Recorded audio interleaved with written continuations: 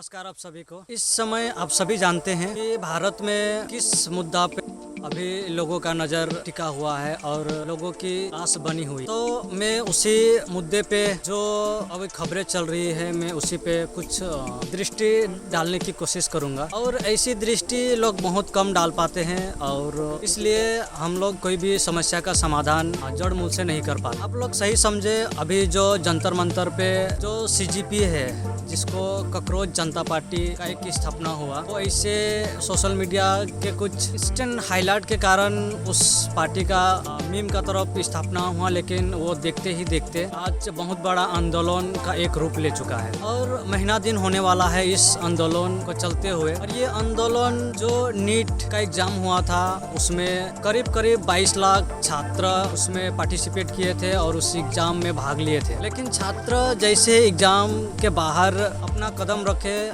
और उसके साथ ही उनको खबर मिलता है कि पेपर लीक हो गया है, तो इस घटना को सुनने के साथ ही साथ 20-21 ऐसे स्टूडेंट है जिन्होंने आत्महत्या कर लिया। और ये बहुत दुख की बात है कि हमारे सिस्टम और हमारी प्रशासनिक व्यवस्थाएं और हमारी ये सरकारें ऐसी महत्वपूर्ण जो एग्जामें होती है, जो टेस्टिंग की जो संस्थाएं हैं, इनको बरकरार नहीं बना रख सकता। नीट का हो गया, मेडिकल के क्षेत्र में जो तैयारी की जाती है और जो उसमें स्टूडेंट को एक परीक्षण के साथ में गुजरना पड़ता है, तो उसके लिए सरकार द्वारा व्यवस्था बनाई गई है कि उस शिक्षा संस्थान उस टेस्टिंग के जरिए स्टूडेंट अपने आप को उससे बाहर निकालता है। लेकिन उससे बाहर निकालने के लिए उस छात्र को बहुत सारी मेहनत करनी पड़ती है, रात दिन एक कर देना पड़ता है, बहुत सारे सुख सुविधा त्याग करनी पड़ती है, काफ़ी सारे अपनी स्वार्थ छोड़नी पड़ती है। ये सारे चीज़ें को छोड़ने के साथ स्टूडेंट को, छात्र को बहुत ही कठिन परिश्रम से मेहनत करना पड़ता है, तब जाके उस जो टेस्टिंग की जो व्यवस्था है उसमें अपने आप को डालकर बाहर निकालते हैं। तो इसमें बहुत लंबा समय लगता है, बहुत लंबा प्रक्रिया है। हम लोग आए दिन रिपोर्ट देखते हैं, मीडिया रिपोर्ट ही देखते हैं, उसमें हम लोग पाते हैं कि 7 साल में जो बड़े इंस्टीट्यूशन, जो संस्थान है, जो टेस्टिंग के जो संस्थान है, उनका 70 पेपर लीक हो जाता है। और ये 70 पेपर लीक होने के बाद इसमें लाखों करोड़ों स्टूडेंट इससे प्रभावित होते हैं। उनके संघर्ष का जो मूल्य है वो मूल्य चकनाचूर हो जाता है। और इसी से आहत होकर और इसी में कितने बार इस मुद्दे को लेकर हमारे उच्च न्यायालय है जिसे हम लोग सुप्रीम कोर्ट कहते हैं, उसमें इसकी अपीलें दायर की गई। अपील दायर करने के बाद में इसमें चर्चाएं हुई। उसी चर्चा के अंतराल जो लोग, जो देश के जो छात्र हैं, उन लोगों को एक शब्द का प्रयोग किया गया था, उसमें इन्हें पैरासाइट या एक कॉकरोच शब्द का उपयोग किया गया था। तो जिस कारण इसको छात्र जो थे उन लोगों ने इसको अपना व्यक्तिगत अपमान बनाकर इसको हाईलाइट किए और वो आज जाकर जंतर मंतर पे एक बड़ा आंदोलन का रूप ले लिया है। उस बड़ा आंदोलन में एक बहुत बड़ा हस्ती, जिसे हम लोग अभी बहुत अच्छी तरह से जानते हैं क्योंकि वो एक साइंटिस्ट है। और आप लोग सभी देखे हैं जो आमिर खान का जो पिक्चर आया था 3 इडियट, उसी के नाम जो फुंसुक वांगडू एक साइंटिस्ट के नाम से उसी का आधार बनाकर जो 3 इडियट पिक्चर बना था, जिसका आधा रोल किया था आमिर खान। लेकिन जिसका आधार बनाकर ये 3 इडियट पिक्चर बनाया गया था, उस पिक्चर में सभी जानते हैं कि उस पिक्चर का जो मूल उद्देश्य था, जो देश में जो शिक्षा व्यवस्था के जो आधार है, उस आधार को बदलना और उस आधार में गहराई से चिंतन मंथन करने का एक संदेश दिया गया था कि हमारे जो शिक्षा व्यवस्था है, उन शिक्षा व्यवस्था में केवल रट्टा मारो का एक अभ्यास किया जा रहा है। रट्टा मारो और रट्टा मारते रहो। और हमें ये शिक्षा संस्थान हमें ये बताते ही नहीं है कि हमें पढ़ना क्यों चाहिए। तो बहुत बड़ा मैसिव संदेश था इस पिक्चर में और उसका आधार था फुंसुक वांगडू जिसका आधार बनाया था। उसका एक्चुअल नाम जो थे वो है सोनम वांगचुक, जो लद्दाख के साइंटिस्ट है और उन्हें बड़े बड़े उच्च संस्थान, शिक्षा संस्थान जैसे मेक्सिको जैसे संस्थाएं उसको अवार्ड दे चुकी है। तो सोनम वांगचुक के नाम विश्व उनको बड़े उच्च शिक्षा संस्थान सम्मानित कर चुके हैं। और आप लोग पिछले कुछ दिन भी देखें, लद्दाख में बहुत बड़ा प्रोटेस्ट हुआ। उस प्रोटेस्ट में सोनम वांगचुक जी फ्रंट पेज पे थे और उसका नेतृत्व कर रहे थे। जब लद्दाख में इलेक्शन होने वाला था तो हम लोगों का जो मौजूदा सेंट्रल गवर्नमेंट है उसने कुछ वादा ही किए थे और वो वादा था कि लद्दाख को 6 शेड्यूल के अंतर्गत लाया जाएगा।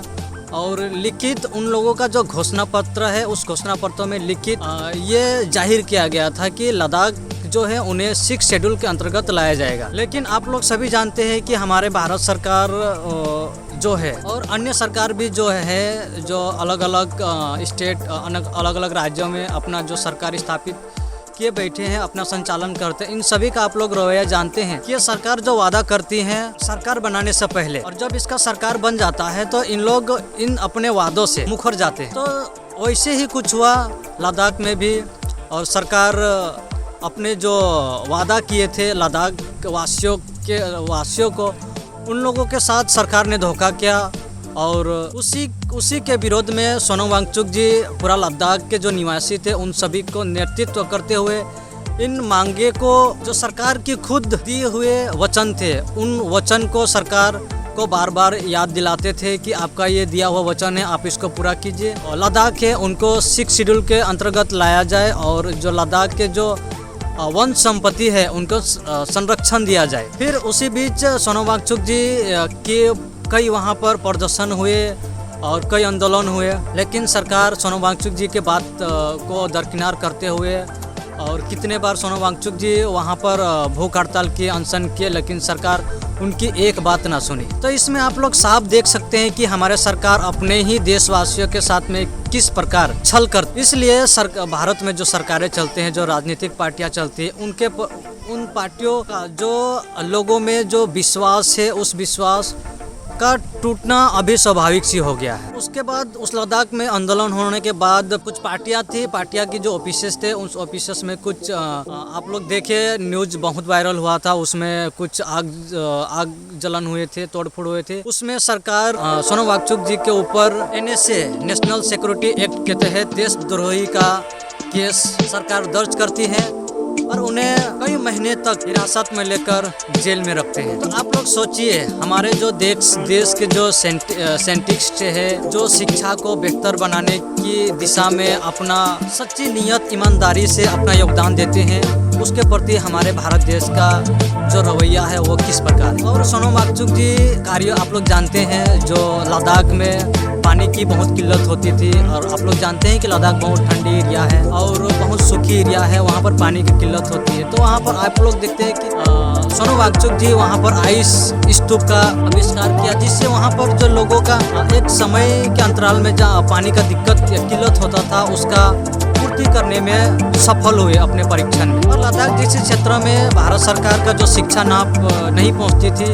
लेकिन वहाँ पर सोनम वांगचुक जी वहाँ पर शिक्षा लेके गए, और ऐसी शिक्षा लेके गए, उस शिक्षा में जान था, जीवन था, ऐसी शिक्षा लेके गए। ऐसे महान और साइंटिस्ट को सरकार आज NSA के तहत उन्हें देशद्रोह करार करते हुए और उन्हें कई प्रकार की प्रताड़ना करते हुए हमारे देश के सरकार ऐसे कदम उठाते हैं अपने देश के जो बुद्धिजीवी, जो देश के प्रति अपना जीवन समर्पण करने के लिए ताक पे रहते हैं। और आज फिर वही सोनम वांगचुक जी जो जंतर मंतर पे जो कॉकरोच जनता पार्टी के जो मैसिव आंदोलन थे उनको लीड करते हुए वो चाहते हैं कि जो जिस प्रकार अभी एग्जाम में जो दलाली खोरी आ गई है, घूसखोरी आ गई है, उससे जो खरीद फरोख्त हो रही है, उससे हमारे देश के जो जनता है उन्हीं का नुकसान होगा। वो कह रहे हैं कि अगर कोई भी बच्चा छल कपट करके पेपर खरीद के अगर वो किसी भी प्रकार के जो संस्थान है और कार्यालय है अगर उसमें वो घुसता है, जैसे कि स्वास्थ्य व्यवस्था में वो घुसता है, तो अगर वो खरीद फरोख्त करके घुसता है तो उनका जो स्किल है वो समझ जाइए, वो ना खुद से कुछ प्रॉपर्ली ट्रेनिंग क्या रहेगा, ना किसी चीज़ का नॉलेज लिया रहेगा, वो घटना करेगा, क्योंकि वो किसी भी चीज़ के बारे में पूरी तरीके से नॉलेज ना रखने के कारण वो घटना करेगा तो उससे आम लोगों ही प्रभावित होंगे, आम लोगों को ही नुकसान होगा और कहीं ना कहीं उस नुकसान का भरपाई सरकार को उठाना पड़ेगा। और सरकार उस भरपाई को ऐसे नहीं उठाती क्योंकि सरकार को हम लोग टैक्स देते, उसी पैसा को सरकार उन क्षेत्रों में निवेश करती, इन्वेस्ट करती है और हम लोगों का जो क्षतिपूर्ति होता है सरकार उसी से उनका भरपाई करती है। जैसे कि आईटी क्षेत्र है जिसमें हम लोग कंस्ट्रक्शन कहते हैं, उस क्षेत्रों में इंजीनियर जाएंगे, खरीद फरोख्त करके जाएंगे तो आप जान लीजिए कि वो इंजीनियर कैसे होगा। कुछ बीते दिन आप लोग देखिए जो मुंबई पुणे में जो एक्सप्रेसवे जो बने हैं, जिसे एक कुछ नाम दिया था, जिसे मिस लाइन या ऐसे कुछ उसको नाम दिया था, वो 7,000 करोड़ का बजट में वो एक्सप्रेसवे हाईवे जो टनल बना था उस टनल का हालत आज क्या। सरकार जब इस टनल का जब उद्घाटन होने वाला था, जब इसका शुरुआत होने वाला था, सरकार आम लोगों को इस तरह उस टनल का और उस प्रोजेक्ट का इस तरह वर्णन किए जैसे कि इस देश में सबसे बड़ा अभी ब्रह्मास्त्र उत्तर आया है। उस ब्रह्मास्त्र के कारण इस देश का जो हालत है वो ऐसे सुधर जाएगा, इस देश का हालत ऐसे चमक जाएगा कि इससे पहले कभी नहीं हुआ था। इस प्रोजेक्ट को लाने से पहले सरकारें ऐसा वक्तव्य रखे थे, लेकिन कुछ ही दिन हुआ इस प्रोजेक्ट को बना हुआ कंप्लीट हुआ और कुछ ही दिन में वो प्रोजेक्ट, वो टनल जो 7,000 करोड़ जो हम आम जनता जो खून पसीना लगा कर कमाते हैं और टैक्स देते हैं, वो पैसा धराशायी हो गया। तो ऐसे ही होगा, इसी का आवाज अभी सबसे ज्यादा बुलंद है। सोनम वांगचुक जी अपना भूख हड़ताल और अनशन में बैठे हुए, आज उसका 19वां भूख हड़ताल है, उनका हालत अभी बहुत खराब है।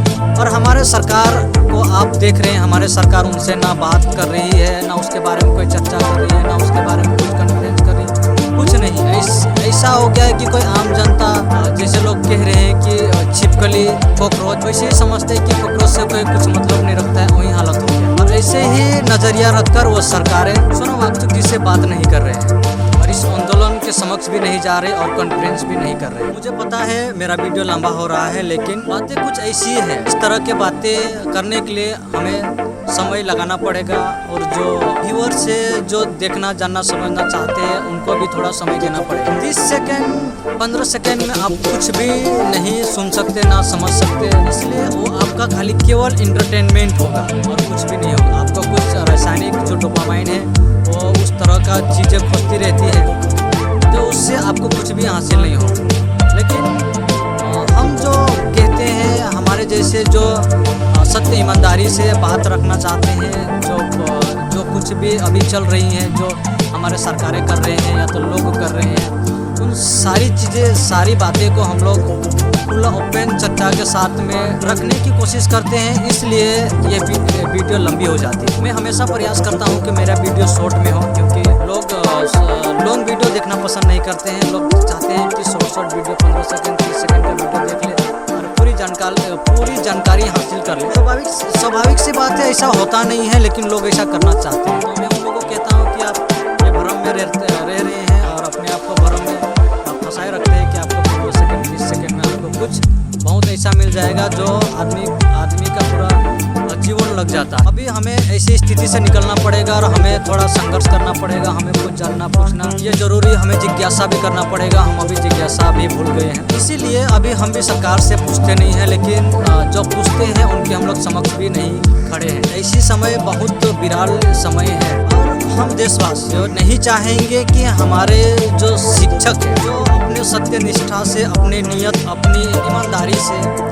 इस देश के लिए अपना जीवन निछावर करने के लिए ताक पे रहते हैं, उससे हम ऐसे नहीं करा सकते। तो मेरा सरकार से रिक्वेस्ट है कि जो कुछ भी बात है आप चर्चा कीजिए, क्योंकि हमारे जो संविधान है वो संविधान हमें अपने जनता से खुल के चर्चा करने की स्वतंत्र देती है, आज़ादी देती है। और हम अपने ही लोगों से, अपने ही देशवासियों से बात नहीं करते तो फिर किससे करेंगे। तो इसलिए मेरा रिक्वेस्ट है कि सरकार इस विषय पे दखलंदाजी करे, क्योंकि अभी समय बहुत ऐसी नाजुक स्थिति में है कि हमारे जो देश के जो साइंटिस्ट अभी अपने जीवन को दांव में लगाए हैं, उसे हम लोग ऐसे नहीं खोना चाहते हैं, क्योंकि सरकार भी अच्छी तरह से जानते हैं कि उनका योगदान क्या है और अभी उसको अगर समय दिया जाए, उसको सही माहौल, सही जगह दिया जाए तो वो अभी भी बहुत कुछ कर सकते हैं। तो ऐसे इंसान को हम लोग ऐसे ही नहीं खो सकते। तो सरकार से मेरा रिक्वेस्ट है कि सरकार इस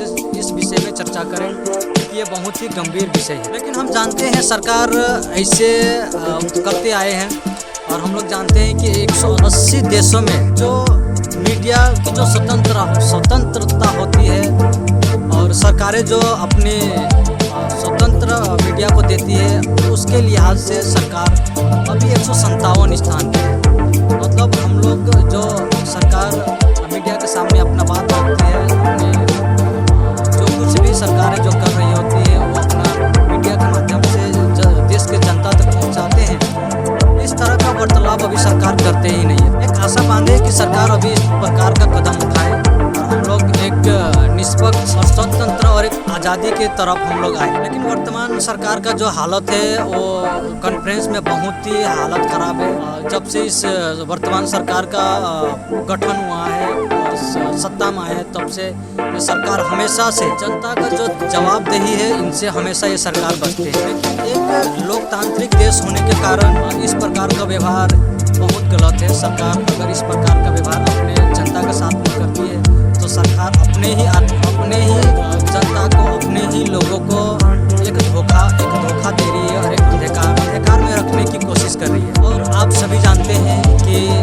मैं आचार्य प्रसाद जी के संस्था से हूँ, प्रशांत अद्वैत फाउंडेशन में मैं कम से कम 1.5 साल से हूँ। और आचार्य जी भी सोनम वांगचुक जी से निवेदन कर चुके हैं कि सोनम वांगचुक जी अपना जो अनशन कर रहे हैं वो अनशन तोड़े। और इसमें आचार्य प्रशांत जी भी बहुत गहरा बात कह गए, जो इस समय देश के लोग बहुत कम करते हैं। इस नीट पेपर लीक होने के कारण जितने जो छात्राएं थे, उन लोगों ने जो आत्महत्या की है, उनके लिए आचार्य जी कुछ संदेश छोड़ गए, कुछ ऐसी संदेश छोड़ गए जो लोग उस विषय में बात ही नहीं करते हैं, या तो उसको ऊपर से लिपापोती कर देते हैं। आचार्य जी उन छात्रों को कहते हैं कि टेस्टिंग एजेंसी के द्वारा आपका जो निर्णय आता है वो निर्णय आपका अंतिम कैसे हो जाता है। एक नीट का पेपर लीक हो जाना ये आपका जीवन का सबसे सर्वोत्तम चीज कैसे हो जाता है। आचार्य जी उन छात्रों को कह रहे हैं, उन छात्रों के लिए संदेश छोड़ रहे हैं जो अंधाधुन लोगों के पीछे आग बंद करके दौड़ रहे हैं। उन लोगों के लिए आचार्य जी ये संदेश छोड़ के गए और ये कुछ गए। तो इस क्षेत्रों में